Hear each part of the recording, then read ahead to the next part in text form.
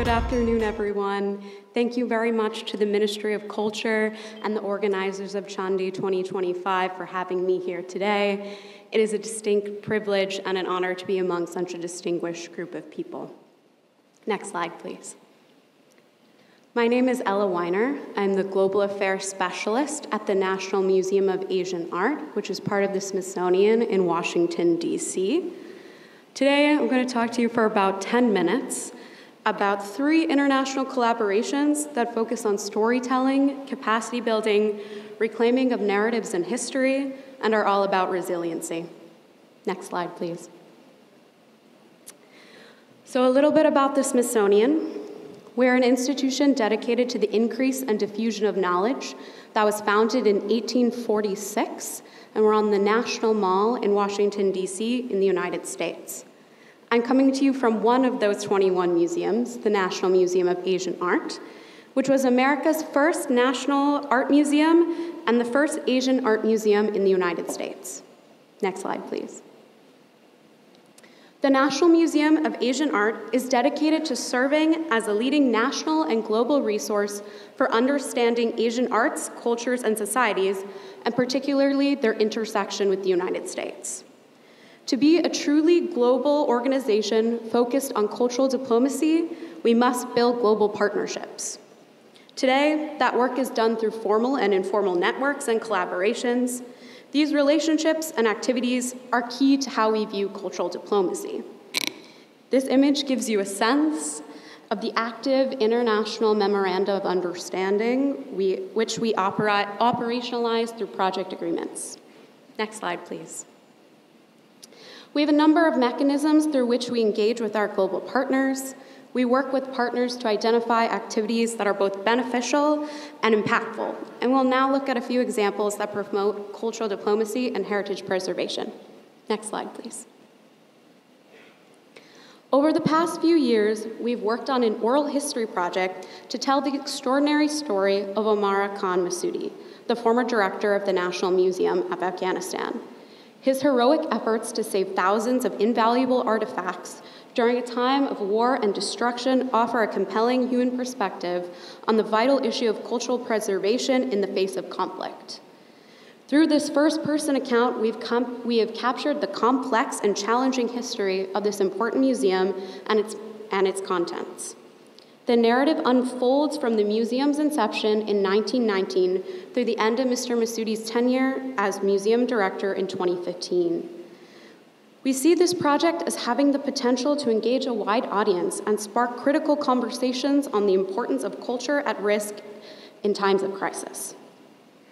We're also pleased to be hosting a public event, which can be also attended online, and I hope to see you there, on September 20th, where Mr. Massoudi and members of the Afghan diaspora community will share their stories of resiliency, reclaiming narratives, telling their story, and preserving history. This event will also celebrate the accession and access to the public for this new oral history collection that will be maintained in the museum archives for generations to come. Next slide, please. NMAA, National Museum of Asian Art, Southeast Asia collection comprises nearly 900 objects. The Indonesian artworks in the collection include stone, bronze, and terracotta sacred sculptures and ritual objects from Central and East Java, dating to the 8th through 14th centuries, and one 20th century Balinese painting. I highly recommend visiting our Southeast Asia part of our website, which is asia.si.edu, which includes an interactive map of sacred sites in Southeast Asia with a focus on Indonesia. NMAA is one of the few museums in the United States with a curator dedicated to Southeast Asia, offering unique expertise that allows the museum to prioritize these efforts. We signed an MOU with the Indonesian Heritage Agency in 2023, and we're pleased to be developing a capacity building workshop and knowledge exchange to take place next year in Jakarta. The working schedule for the week and subsequent online sessions focus on skill building and application to exhibition planning, curatorial practice, visitor research, fundraising, digital asset management, and conservation and scientific research for Indonesian museum professionals. This is also a wonderful opportunity for us at NMAA to learn from Indonesian colleagues to make us better stewards and storytellers. I'll also quickly mention that public programming is a key way we build bridges with the public and involve local and international communities in the work of the museum. For example, later this month, we're looking forward to hosting a Balinese wayang shadow play at the museum, as well as 2 Indonesian films and a reception in partnership with the Indonesian Embassy in Washington, D.C., a longtime partner of the museum. The Smithsonian sees collaboration with diplomatic colleagues, such as those based at embassies in Washington, D.C., ministries of culture abroad, and U.S. diplomats abroad focused on public diplomacy and cultural affairs as critical to our work. Next slide, please.